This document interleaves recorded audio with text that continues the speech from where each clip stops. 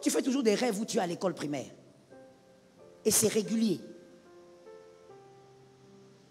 Tu es toujours à l'école. Mais tu as déjà fini. Tu as déjà peut-être un master ou je ne sais pas. Mais pourquoi tu es toujours en bleu, blanc? Les songes les plus fréquents révélant une sémence diabolique placée dans la vie d'un adulte ou même dans la vie d'un enfant. Mais très souvent, c'est dans la vie des adultes. Si vous voyez l'un de ces songes, comprenez qu'il y a un mal. Vous devez réagir avec vitesse. Notons Matthieu 13, 24. Matthieu 13, 24. Matthieu 13, 24, c'est une écriture assez bouleversante.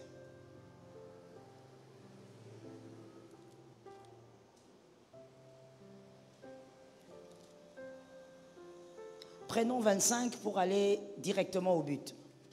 Vous pouvez mettre 24 et 25, mais on va lire 25.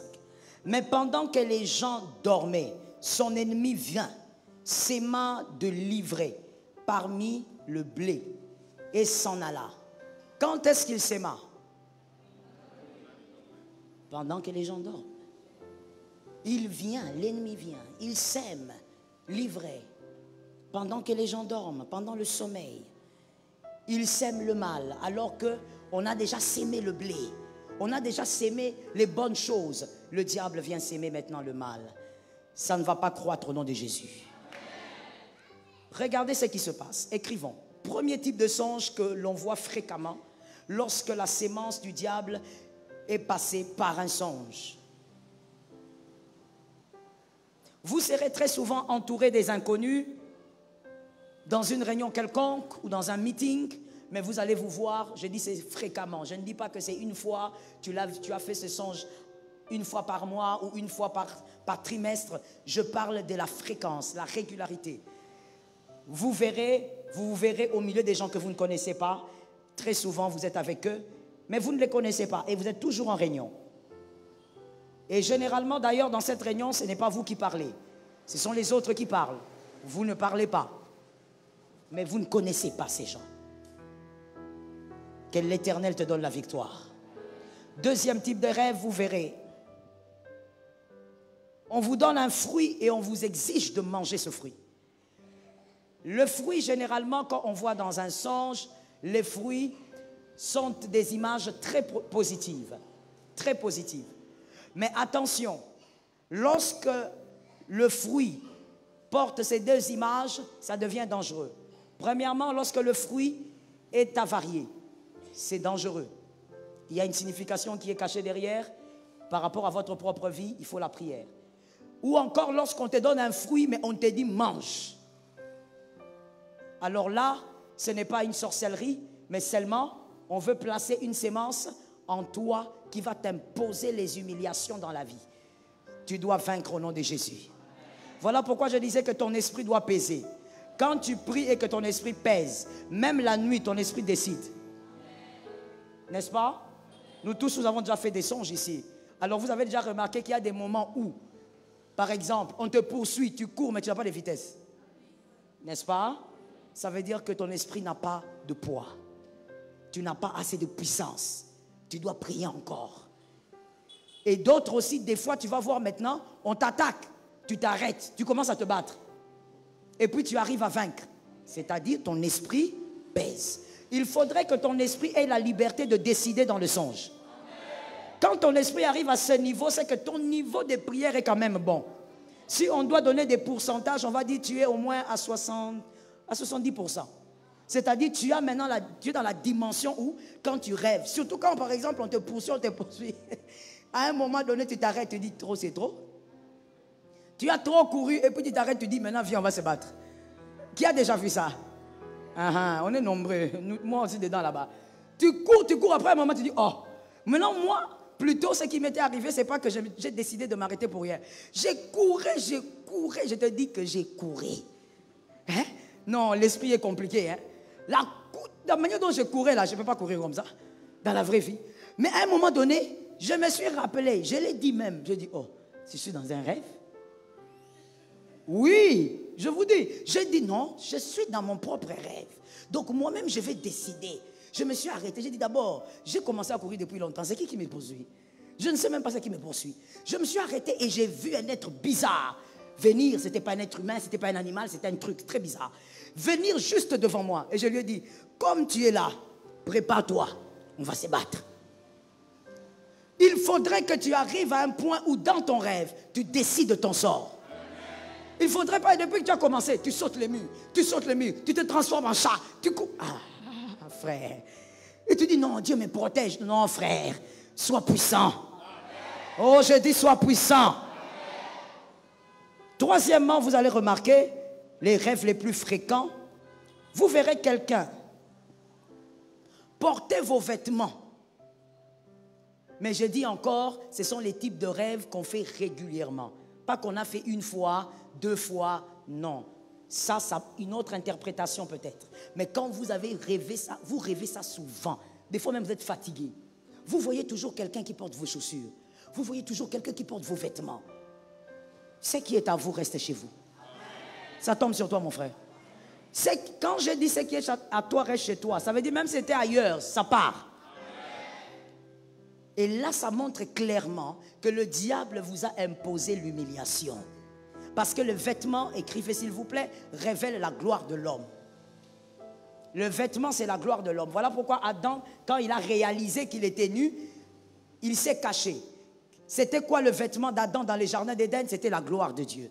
Quand il a péché, la gloire est partie. Il cabote. Et maintenant, il a regardé, il a dit, oh, comment je suis comme ça? Le vêtement révèle la gloire de l'homme. Et les chaussures révèlent le progrès de l'homme.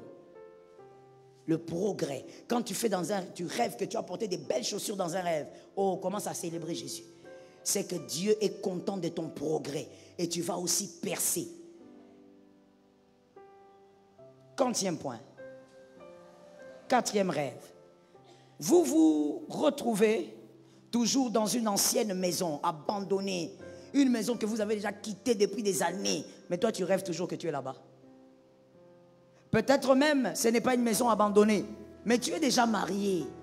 Mais toi, tu te vois toujours. Je dis bien toujours, je ne dis pas rarement. Je ne dis pas le fait que tes parents te manquent. Tu peux rêver que tu es chez eux quand tu es nouvellement marié. Mais toi, ça fait, je ne sais pas, 15 ans que tu es marié. Mais tu es toujours dans la maison familiale, en train de travailler, en train de causer, en train de préparer. Tu te vois toujours dans une ancienne maison. Si tu es là, tout à l'heure là, personne ne priera pour toi. Toi-même, tu sors. Le diable t'a imposé une sémence d'humiliation. Tu avanceras. Tu feras quelques pas, mais à un moment donné, le diable va t'arrêter. Et dans un domaine de ta vie, il y aura la honte. Cela n'arrivera pas. Cela ne peut pas avoir lieu. Je dis à quelqu'un ceci, que tu dois écrire et retenir, l'enseigner à tes enfants si possible. Ce que tu as quitté doit rester dans le passé. Ce que tu as quitté ne doit pas te poursuivre toute la vie. Ça ressemble à des ex aigris. Un ex, on l'appelle déjà ex, mais il te poursuit. Je demande aux femmes de donner un amen. Tu as entendu l'amen des femmes là? Elles sont terribles ces femmes. Le gars là t'a déjà quitté, mais tu le suis. Ses publications, tu connais. Tu es là en train de regarder. Il est allé où? Ma soeur, vous vous êtes déjà quitté. Laisse les garçons d'autrui là tranquille. Non, la fille là même, elle n'est même pas jolie. Ah. Le mariage n'est pas une question de beauté. C'est une question d'autorité. C'est celle qui a l'autorité qui entre dans le foyer d'un homme. Ah, je te réchoque, madame. Hein? Mademoiselle, ça fait mal. Hein? C'est celle qui a l'autorité qui entre dans la maison de l'homme. Celle qui a l'autorité, à qui on donnera l'anneau. Le mariage n'est pas une affaire de beauté. Tu peux être très belle, mais tu resteras l'ex de plusieurs. Alors, je donne un conseil gratuit à certaines filles célibataires. Arrête d'être l'ex là qui suit tout le temps. Reste un peu dans le passé. Ce qu'il y a eu entre vous deux, ce n'était pas un contrat. Ce n'était pas un contrat. Vous n'avez pas signé de documents. C'est fini, ma soeur, passe ton chemin. Non, non, la fille là qu'il a choisie, là, la fille là, c'est elle qu'on a choisie. La douleur de ne pas être choisie. Les filles la savent. Les filles qui sont là savent. La douleur de ne pas être choisie. Ça veut dire toi-même, tu commences à trouver les défauts dans les corps d'autrui. Elle a un petit nez. Mais c'est joli. Toi, tu veux quoi? Oh non, ça ne matche pas. Qu'est-ce qui matche? Toi, si tu matchais, tu allais être là, non? Écoutez, lorsqu'une chose passe, laissez ça passer.